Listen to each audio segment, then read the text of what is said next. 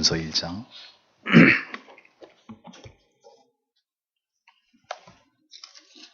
4절에서 9절입니다.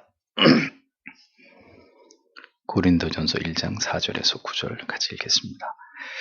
그리스도 예수 안에서 너희에게 주신 하나님의 은혜를 인하여 내가 너희를 위하여 항상 하나님께 감사하노니 이는 너희가 그의 안에서 모든 일 곧 모든 구변과 모든 지식의 풍족함으로 그리스도의 증거가 너희 중에 견고케 되어 너희가 모든 은사에 부족함이 없이 우리 주 예수 그리스도의 나타나심을 기다립니다. 주께서 너희를 우리 주 예수 그리스도의 날에 책망할 것이 없는 자로 끝까지 견고케 하시리라. 너희를 불러 그의 아들 예수 그리스도 우리 주로 더불어 교제케 하시는 하나님은 미쁘시도다. 아멘. 기도하겠습니다. 주님 고맙습니다. 금요일 저녁에도 여러 분주복잡한 나올 수 없는 여러 가지 이유들을 다 뒤로 미루어 놓고 하나님 앞에 나와야만 하고 말씀을 듣고 기도해야만 되는 가장 우선순위를 붙들어서 이 밤에도 주님 앞에 나온 성도님들을 기억해 주옵소서. 늘 깨어있는 이 같은 하나님의 은혜를 이어가는 삶 끝에서 우리는 어느 날 죽음을 맞이할 것이고 주의 재림의 날을 맞이하게 될 것입니다. 가장 은혜를 사모하는 그 자리에서 우리의 가장 마지막 날들을 맞이하고 또 그렇게 잘 준비된 하루하루 속에서 최후의 날을 맞이하는 그런 은혜가 그렇게 깨어서 주를 배울 수 있는 그런 은혜가 우리 모두에게 있도록 주님 도와주시옵소서.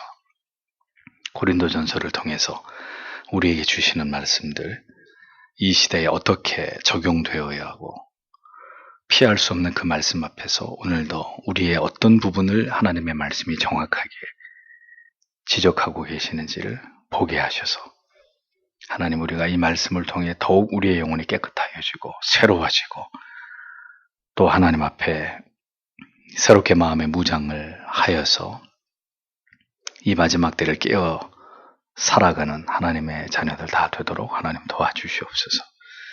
하나님의 말씀은 살아있습니다. 모든 시대 모든 백성들을 향하여 말씀하시는 하나님의 음성입니다. 이 밤에도 하나님께서 말씀을 통해 친히 우리에게 찾아오셔서 분명한 깨달음을 가지고 하나님 앞에 엎드려 기도하는 귀한 시간이 되게 해 주시옵소서. 주께서 우리 모두를 불쌍히 여겨주시기를 원하오며 예수님 이름으로 기도합니다. 아멘. 그리스도의 날에 책망할 것이 없는 자로 이런 제목으로 말씀을 전하도록 하겠습니다. 바울 사도는 여러 가지 영적으로 우려할 만한 문제가 일어나고 있던 고린도 교회와 성도들이었지만 먼저 하나님께 감사할 제목을 열거하고 있습니다. 언제나 하나님께서 행하신 일들을 교회와 성도에게 있어서 하나님이 행하신 일들은 감사할 일들이고 감격스러운 일들이기 때문입니다. 그 은혜를 받은 교회와 성도들이 지금 어떠하든지 간에 그 일들을 교회 가운데 성도 가운데 행하신 하나님은 감사와 찬양과 영광을 받으시기에 합당하신 분이기 때문입니다. 그것을 받은 성도들이 올바로 주신 은혜를 지키지 못하고 그것을 변질시킬 것은 사람의 문제이지만 모든 것을 하나님의 은혜 가운데 베풀어 주셔서 괄목할 신앙의 변화를 이끌어내신 교회를 세우시고 은혜를 주시는 그 하나님이 행하신 일은 지탄을 받을 일이 결코 아닌 거죠. 교회가 세워지고 성도가 모이는 일은 아름다운 일이고 말씀이 선포되어서 성도가 회심을 하고 믿음이 세워지는 일은 하나님이 행하시는 귀한 일들입니다. 문제는 그렇게 해서 하나님의 은혜를 받아서 변화되었던 신자들이 다시 변질되고 죄악에 빠지고 타락하게 되는 것이 그게 악한 죄인들의 문제일 따름이라는 겁니다. 오늘날 교회가 이렇게 타락하고 세속화된 것은 그 교회를 세우신 하나님의 책임이 절대로 아닙니다. 그리스도의 보혈 위에 세우신 교회들이 하나님의 말씀을 떠나서 세속화되고 인본주의적으로 변질이 돼서 참된 믿음을 버린 것이 문제지 이 땅 가운데 그런 거룩한 교회를 세우신 하나님의 은혜가 잘못된 게 아니라는 말이죠. 그래서 사도는 하나님께서 고린도 교회 안에서 행하신 일들로 인해서 하나님께 감사를 드리고 있었습니다. 4절의 소절. 나는 나의 하나님께 너희에 관해서 언제나 감사한다. 그리스도 예수 안에서 너희에게 주셨던 하나님의 은혜 위에서 모든 것들 중에서 너희가 그 안에서 풍부하게 되었다. 모든 말과 모든 지식 안에서 이렇게 기록되어 있습니다. 자, 바울의 이런 고백을 보면 하나님께서 세우시는 교회와 성도들에게 하나님은 은혜를 베푸셔서 하나님의 뜻과 하나님의 나라를 견고하게 세워 나아가시는 분이다라는 것을 알 수 있습니다. 성도와 교회가 하나님께서 부어주시는 은혜들을 충만하게 얻고 누릴 때 교회는 그리스도 안에서 놀라운 생명력으로 가득 차게 되는 것이라는 겁니다. 하나님이 주시는 은혜와 은사들을 통해서 하나님의 교회는 더 풍성해지게 되는 것이 하나님의 뜻과 섭리라는 거죠. 성령의 은혜가 풍성하게 임할 때 성도는 어떤 변화와 성숙의 모습이 나타나게 되느냐? 성경에 모든 언변과 모든 지식의 풍족함으로 이렇게 말씀하고 있죠. 성령의 은혜가 하나님의 말씀을 통해서 풍성하게 임할 때 성도는 진리의 말씀을 통해서 귀한 은혜의 깨달음을 얻으면 얻을수록 탁월한 지식과 그 지식에서 비롯되는 탁월한 언변을 갖게 됩니다. 그러니 평생을 갈릴리 호수에서 고기를 잡던 베드로, 그가 성령으로 충만하게 되자 하루에 3,000명, 5,000명이나 하나님의 말씀을 선포해서 회개시키는 그런 능력 있는 사도가 되잖아요. 존 버년처럼 인간적으로 세상에서는 별 볼 일 없는 그런 사람이 하나님이 주시는 영감으로 말미암아서 철로역정 같은 그런 탁월한 경건한 책들을 조술해내는 지혜를 얻지 않습니까?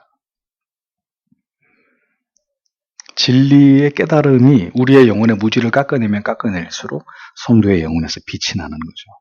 하나님의 말씀에 대한 정확하고 정교한 지식을 바탕으로 올바르고 담대하게 누구를 만나든지 복음을 전하면서 더 그 믿음이 공고해지는 이런 결과를 얻게 되는 것이라는 겁니다. 많은 성도들이 교회를 다니고 그 하나님의 수도 없이 많은 설교의 말씀을 들었어도 어디 가서 복음을 변증하고 복음을 한마디로 설명하고 누군가에게 예수의 복음을 전하라 그러면 꿀먹은 벙어리들이 되는 것은 그들이 하나님의 말씀, 복음을 통해 진정한 은혜를 경험하고 있지 못하기 때문입니다. 신자는 교회를 통해 하나님의 참된 은혜를 공급받고 있는 사람은 그 입이 열려서 누구를 만나든지 간에 담대하게 복음을 전하고 복음을 변증하고 탁월한 하나님이 주신 지식을 가지고 하나님이 어떤 분인지 그가 우리에게 베푸신 은혜와 사랑이 무엇인지를 이야기하고 설명하고 변론하고 싸울 수 있는 그런 사람들이 되어야 한다는 겁니다. 교회와 성도에게 부어주시는 하나님의 은혜는 절대로 부족하거나 미약하지 않습니다. 하나님 우리에게 은혜를 주실 때 찔끔찔끔 마지못해서 그런 은혜는 하나님이 주시는 은혜가 아닙니다. 예수 안에서 성령을 통해서 우리에게 공급해 주시는 하나님의 은혜는 언제나 풍족하고 넉넉합니다. 모든 성도를 진리 안에서 올바로 세우고 참된 구원의 도를 그들을 통해서 세상에 강력하게 드러내고도 남음이 있을 만큼 풍족하게 부어집니다. 성령이 하나님의 교회를 압도할 때 교회는 그 시대 속의 등대의 역할을 유감없이 발휘해낼 수 있는 그런 신적인 기관이 되는 것입니다. 왜 지금의 시대가 꺼져가는 등불처럼 이렇게 가물가물해지고 있을까요? 성령의 은혜가 거두어지고 있기 때문이죠. 하나님의 말씀을 통해 비수처럼 심령 골수를 찔러 쪼개고 영혼을 살려내는 이런 생명력이 하나님의 은혜가 점점 하나님의 교회 안에서 유실되고 있기 때문입니다. 모든 성도를 진리 안에서 분명하게 세울 수 있을 만큼 하나님의 은혜는 언제나 강력하게 세상을 압도하면서 오늘도 하나님의 사람들 위해 교회 위에 부어진다는 걸 잊지 말아야 합니다. 이어지는 6절 7절에도 사도가 바로 이러한 진리를 증언하고 있는 걸 보여줍니다. 그리스도의 증거가 너희 중에서 확고하게 되었던 것 같이 그 결과 너희로 아무런 은사들에도 부족하지 않도록 우리 주 예수 그리스도의 나타나심을 너희가 기다리는 동안 이렇게 기록되어 있습니다.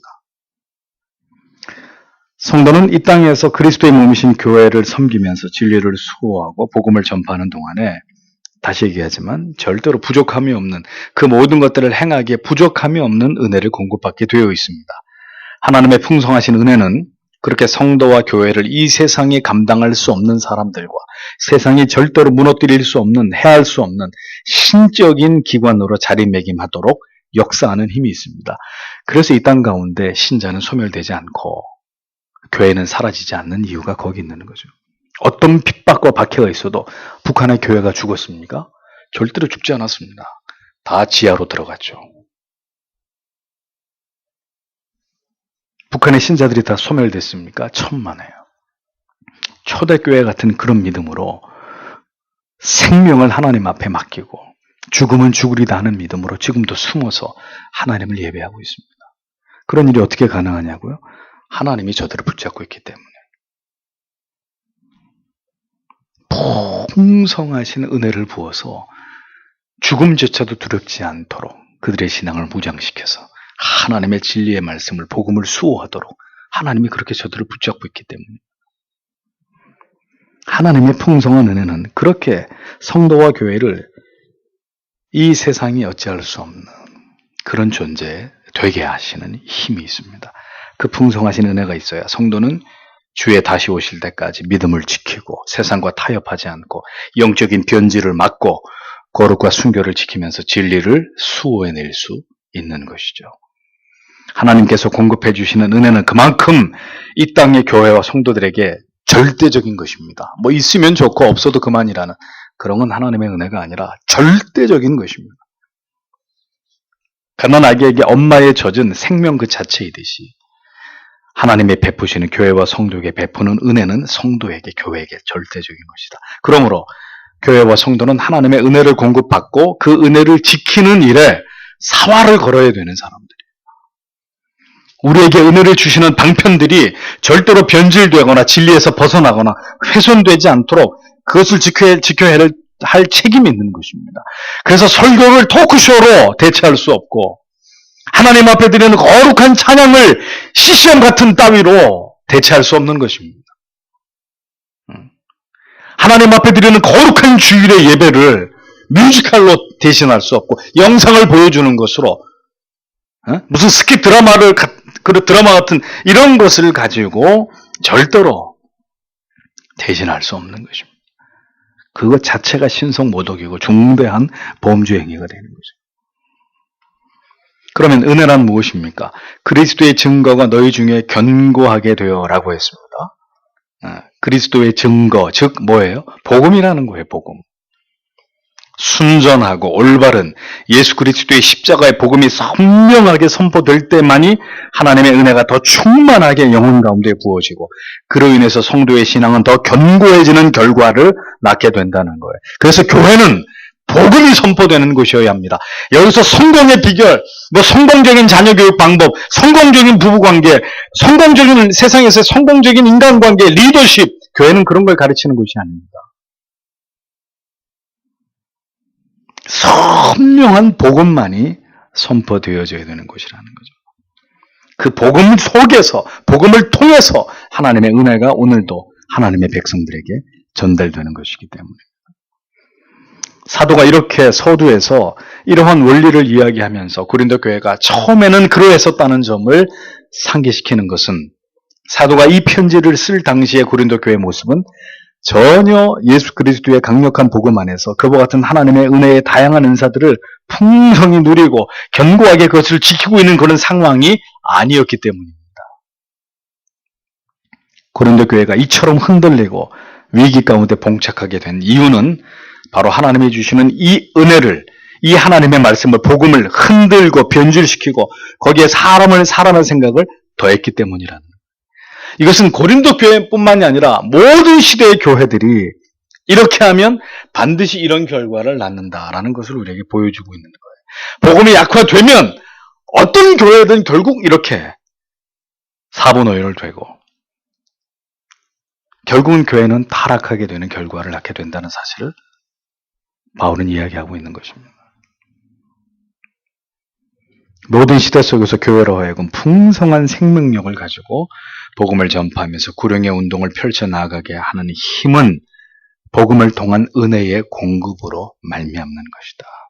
그러므로 하나님께서 부어주시는 올바른 은혜가 교회에 부어지기 위해서는 참된 복음이 선포되어야 하고 분명한 진리가 영혼들에게 각인되어야 함이 절대적으로 필요 불가결한 부분이다 라는 것을 진리가 우리에게 말씀하고 있는 겁니다. 사탄은 바로 이 사실을 정확하게 알고 있는 존재입니다.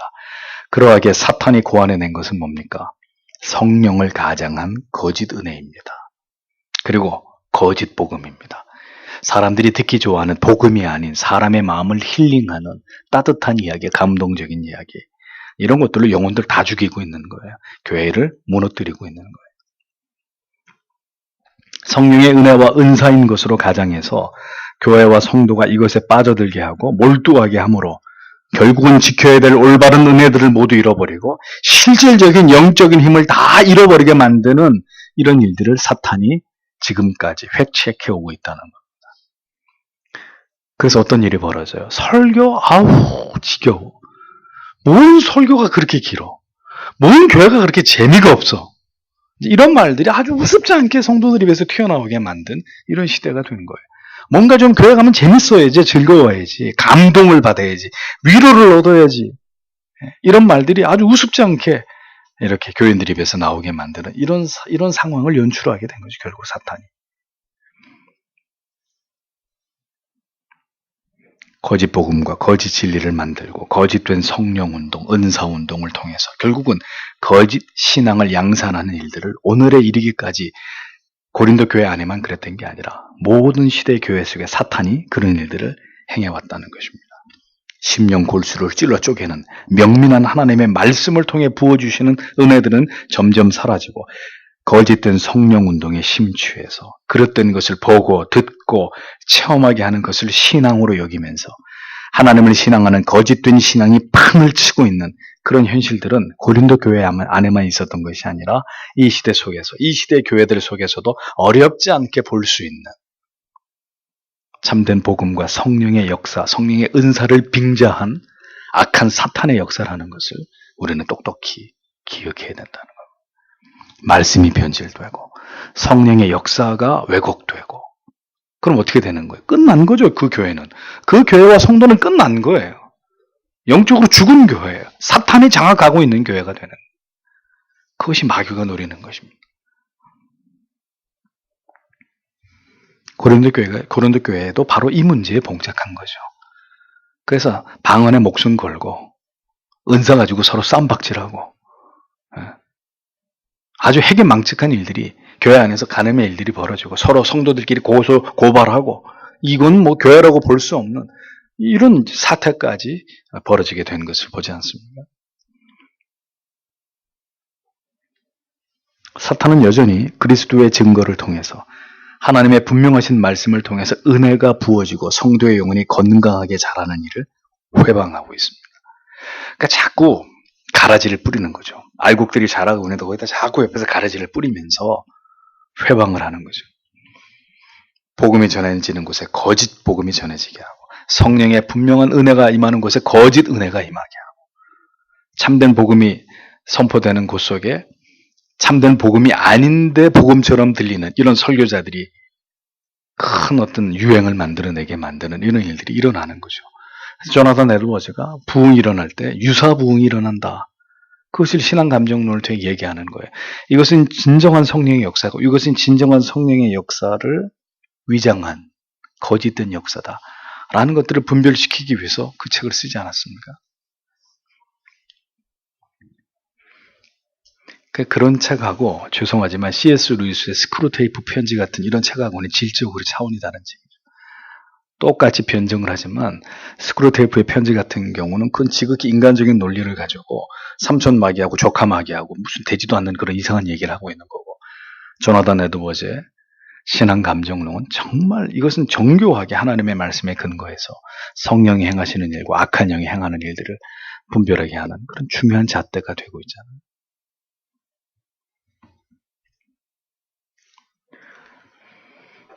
그릇된 복음과 그리고 사라진 교리를 통해서 지극히 부실한 복음의 기초를 쌓게 하고 그 위에 감각적이고 자극적인 각종 저급한 체험과 세속화된 기독 문화를 도구로 삼아가지고 결국 하나님이 주시는 은혜는 다 밀어내버리고 진정한 은혜는 밀어내고 유사한 은혜, 가짜 은혜에 점점 교회와 성도들이 물들도록 거기에 열광하도록 그것이 은혜인 줄 알고 거기에 춤을 추도록 사탄이 그렇게 몰아가고 있는 것입니다. 그러는 사이에 참된 복음이 없고 올바르고 첨예한 진리에 대해서 무지한 한국교회는 서서히 도덕적인 몰락의 길을 가고 있는 이런 모습들을 보여주는 거죠. 선명한 복음이 전파돼야 그것으로 자기 양심과 죄에 대한 찔림을 얻으면서 죄를 멀리하고 죄에 저항하는 힘을 얻게 되는데 그런 두루뭉술한 너도 좋고 나도 좋고 다 행복의 나라로 갑시다. 이런 설교를 듣는 사람들이 어떻게 양심의 가책을 받겠어요? 어떻게 죄와 싸우겠어요?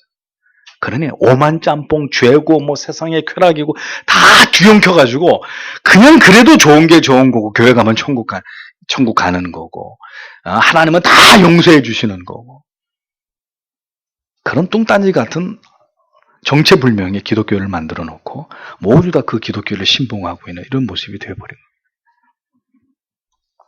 결국 바른 신학의 몰락이 은혜의 상실을 가져왔고 참된 은혜의 소멸은 거짓된 은혜로 대체되어서 교회와 성도의 신앙의 변질을 초래하는 결과를 가져오게 됐다라는 것. 어느 시대이든 예수 그리스도의 분명한 복음이 사라지게 된 교회는 위기 가운데 처할 수밖에 없고 참된 성도의 수는 급감할 수밖에 없음은 당연한 이치입니다. 교회가 깨어지고 성도들이 흩어지고 배도의 늪에 빠지게 되는 그런 원인이 무엇이겠습니까? 이 땅에 참된 복음이 그 복음을 통한 진정한 은혜가 사라지고 있기 때문이라는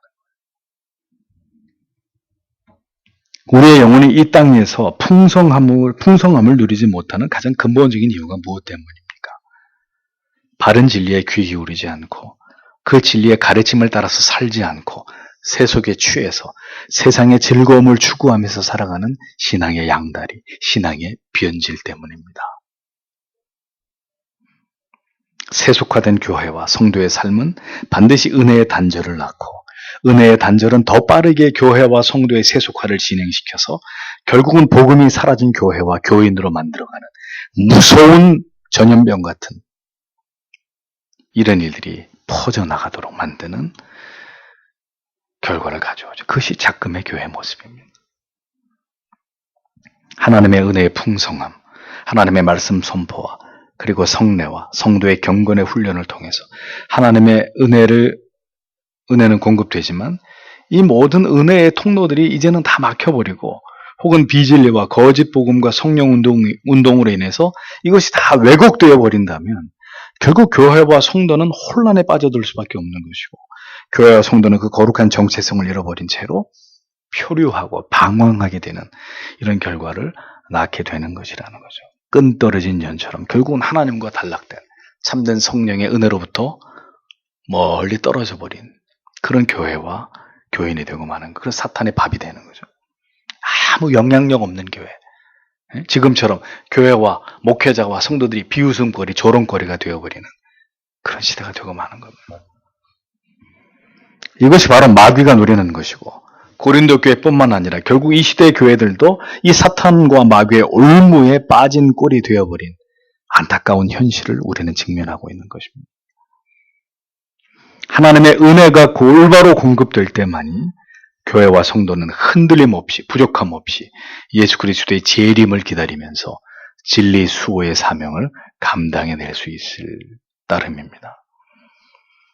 이 시대 모든 교회들이 이 진리를 깨닫고 지켜내지 못한다면 우리에게는 이제 아무런 소망이 남아있지 않는 그런 상황에 이르게 될 것입니다. 그러므로 풍성한 은혜가 오늘도 공급되고 있는 교회, 하나님의 풍성한 은혜가 공급되고 있는 가정, 그리고 성도의 영혼, 이것은 우리 모두가 꿈꾸고 소망하고 간절히 바라야 하는 그런 가치들이라는 겁니다. 참된 은혜의 지배가 없는 것은 반드시 변질될 것이고 배도가 일어나게 될 것이고 결국은 모든 은혜가 소멸되고 영적인 황무지로 변하게 되는 결과에 처하게 될 것입니다. 자, 그런데 그럼에도 불구하고 우리에게 남아있는 한 가지 소망이 있는데 그것은 바로 그 다음 구절이 말씀하고 있습니다. 8절에서 9절. 그분께서 또한 너희를 우리 구주 그리스도의 날에 책망할 것이 없는 자들로 끝까지 확고하게 하실 것이다. 하나님은 신뢰할 수 있는 분이시다. 그분 때문에 너희가 부르심을 받았다. 그의 아들이신 예수 그리스도 우리 주와 교제하기 위하여 라고 기록하고 있습니다. 바울의 소망은 지금의 고린도 교회와 성도의 모습들이 아니었습니다. 그들이 바른 복음에서 벗어나서 이 같은 많은 문제를 일으키고 있었지만 바울이 소망을 둔 것은 교회의 머리 대신 예수 그리스도였습니다. 그리스도께서 마지막 날에 이를 때는 책망할 것이 없는 자들로 너희를 반드시 다듬어 가시고 다시 돌이켜 회개케 하시고 믿음을 다시 회복시켜서 견고하게 하실 것이라는 것을 바울은 그것을 믿고 있었습니다. 지금의 고린도 교회 성도들이 보여주는 그런 어떤 몰락과 타락과 부패 그것을 보면 소망이 없지만 바울은 고린도 교회와 성도를 본 게 아니라 그러할지라도 그대들이 지금 그러할지라도 교회의 머리 대신 그리스도는 그대들을 이렇게 책망할 것이 없는 자들로 믿음을 견고케 하셔서 끝까지 그 믿음을 지켜가도록 하나님은 그렇게 하실 거다. 교회의 머리 대신 주님은 그렇게 하실 것이다. 바울은 거기에 소망을 두고 있었다는 것입니다. 그래서 바울은 빌립보 교회를 향해서도 이렇게 얘기하죠. 빌립보서 1장 6절에 너희 속에 착한 일을 시작하신 네가 그리스도 예수의 날까지 이루실 줄을 우리가 확신하노라라고 얘기해요. 너희 속에 있는 선한 일을 이루는 것이 아니라 너희 속에 그 일을 시작하신 네가 그리스도 예수의 날까지 너희 안에서 그것을 그가 이루어 가신다. 그 이야기를 하고 있는 거죠. 사도는 언제나 교회의 머리가 되신 예수 그리스도에게 소망을 두었습니다. 죄인들은 불완전하고 지상교회는 이토록 많은 문제들을 양산하고 언제든 무너지고 흔들리고 그러고 있을지라도 결국은 그리스도께서 택하신 의인들이라면 그리스도가 통치하시는 교회라면 하나님이 다시 그들을 견고하게 붙드셔서 이렇게 세우셔서 마지막 날까지 그 믿음을 지켜가도록 하나님이 그들을 붙드신다, 견인하신다. 바울은 그것을 믿었던 것입니다. 우리의 지금의 모습을 보면 희망이 보이지 않습니다. 우리 안에 아무런 소망이 없다는 것을 때때로 깨닫습니다. 그러나 기억하십시오. 우리 주께서 결국 마지막 날에 우리를 책망할 것이 없는 자들로 견고하게 세우실 것이다. 우리는 이 약속을 믿는 것입니다. 그런데 그렇게 책망할 것이 없는 자로 견고하게 세우실 때 우리 안에서 아무 일도 일어나지 않을까요? 우리 생애 속에서 그냥 고요한 날들만 계속 되겠습니까? 절대로 그렇지 않죠. 책망할 것이 없는, 결국 마지막 날에 주 앞에 설 때 책망할 것이 없는 자로 우리를 세우려고 하신다. 그 얘기는 그렇게 되기까지 하나님이 우리를 가만히 내버려 두지 않으시겠다는 뜻입니다. 수없이 많은 연단과 시련과 어떤 종류일진 몰라도 숱한 고난을 통해서 그렇게 흠이 없고 완전해지기까지 이 땅에 우리의 인생을 살아가는 동안에 하나님이 우리를 그렇게 다듬어 가실 것이다 라는 의미가 그 안에 내포되어 있는 것입니다. 우리의 노력으로 되는 것이 아니라 하나님의 열심으로 우리를 끝까지 붙들고 가시는 그 견고한 그의 탁월하신 능력으로 그렇게 우리를 붙들고 가시면서 마침내 견고하게 세우실 것을 우리는 확신해야 되는 것입니다. 나를 믿고 확신하는 게 아니라 그렇게 나를 통해서 그 일을 이루실 하나님을 바라보고 확신해야 되는 거죠. 우리 자신과 교회의 불완전하고 타락한 모습은 우리를 실망시키지만 중요한 것은 그러할지라도 하나님께서는 절대로 교회와 자기 백성들을 버리시거나 포기하지 않으시고 다시 돌이켜서 믿음 위에 세우시는 그 하나님은 미쁘시다. 무슨 뜻입니까? 신뢰할 만한 분이다라는 거죠. 사도는 이렇게 모든 소망이 하나님께 있다는 사실을 고백하고 있습니다. 그렇습니다. 교회가 영적으로 무너지고 신자들의 믿음의 퇴보함을 보더라도 우리가 아직은 실망하지 말고 낙심치 말아야 될 것은 주께서 우리를 끝내는 견고케 하실 것이기 때문입니다. 물론 잊지 마십시오. 모든 교회와 모든 신자를 그렇게 하시겠다는 게 아니에요. 그리스도의 보혈 위에 세워진 진정한 교회와 참된 성도들만이 하나님의 그 견인하심, 끝까지 우리를 붙들어서 마침내 부끄러울 것이 없는 존재로 하나님 아버지 앞에 세우는 그 은혜를 힘있게 된다는 거죠. 그 은총 안에 있게 된다는 것입니다. 하나님의 교회, 하나님의 자녀들만이. 하나님께서는 우리 모두를 하나님의 아들 예수 그리스도 안에서 그렇게 접붙여지게 하시고 진리 안에서 성령으로 교제하게 하시는 우리가 신뢰할 수 있는 아버지이십니다. 하나님께서 통치하시고 다스리시는 모든 지상의 교회와 성도들은 반드시 하나이고 함께 교제하는 연합된 그리스도의 몸이라는 것을 우리는 잊어서는 안 되는 거죠. 신실하신 하나님에게 소망을 두고 우리를 그렇게 만들어 가실 하나님의 열심을 신뢰하면서 오늘도 우리에게 은혜를 베풀어 주셔서 주와 함께 바른 교회를 세워가고 바른 믿음을 지키고 우리를 구원으로 부르신 하나님의 뜻을 이루어갈 수 있도록 참된 교회와 성도의 삶을 살아갈 힘을 주시기를 우리는 오늘도 이 약속의 말씀을 의지하면서 하나님 앞에 기도해야 되는 것입니다. 자, 이런 것들이 바로 아주 본질적인 교회의 정체성, 성도의 정체성, 우리가 가슴에 두고 계속해서 기도해야 될 기도의 제목이 되는 것이죠. 오늘도 주신 말씀을 생각하면서 그렇게 우리의 믿음이 이 말씀을 따라갈 수 있는 믿음 되도록 하나님의 교회가 이 말씀에 붙들린 그런 교회 되도록 다 같이 기도하도록 하겠습니다. 기도하겠습니다.